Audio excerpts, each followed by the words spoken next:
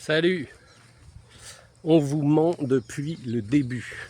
Ah, voilà une accroche bien putaclic.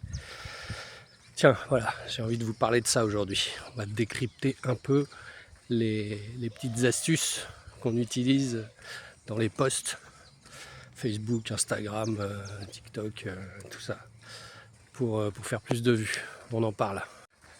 Alors oui, le premier truc important, c'est le titre, bien accrocheur, le hook, on appelle ça. Hameçon en anglais, ça veut bien dire ce que ça veut dire. C'est vous le poisson, c'est vous qu'on va aller pêcher. Le hook, voilà, l'accroche, ça doit être quelque chose de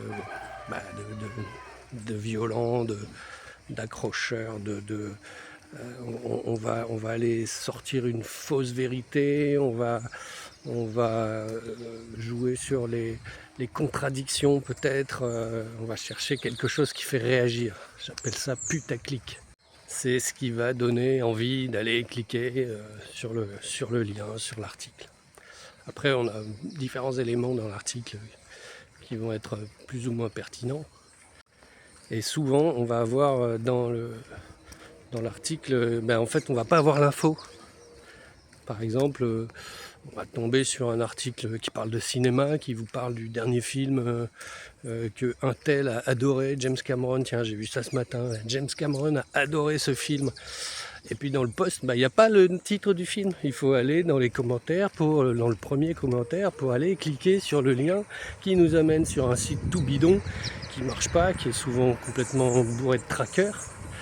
Et là, peut-être qu'au bout de la troisième page internet, on aura fini par trouver le titre. Voilà, donc ça, typiquement, c'est des trucs pour vous faire aller sur des sites. Et il y a la troisième astuce aussi qui consiste à vous demander à la fin et vous, qu'est-ce que vous en pensez? Racontez-nous quel est le meilleur film que vous ayez vu, etc., etc. On vous invite à commenter, à discuter. Voilà, toutes ces méthodes, ça sert à faire des vues sur votre article, à rediriger du trafic sur votre site. Donc apprenez à repérer ça, apprenez à repérer les clics, les titres putaclic, apprenez à lire les commentaires dans leur intégralité avant d'aller cliquer sur un lien, parce que des fois il y a une âme charitable qui vous donne le titre du film en question dans les commentaires, ou carrément zapper ce post. Et puis commentez si vous voulez les articles qui vous intéressent, mais en fait très souvent les commentaires sont là uniquement pour générer du trafic, à tel point qu'on a même des articles volontairement mensongers ou volontairement provocateurs pour faire réagir, ce qu'on appelle les trolls, des gens qui vont tout de suite réagir et dire non, t'as complètement tort, c'est pas du tout comme ça que ça se passe. Ça marche bien chez les platistes, les gens qui pensent que la Terre est plate.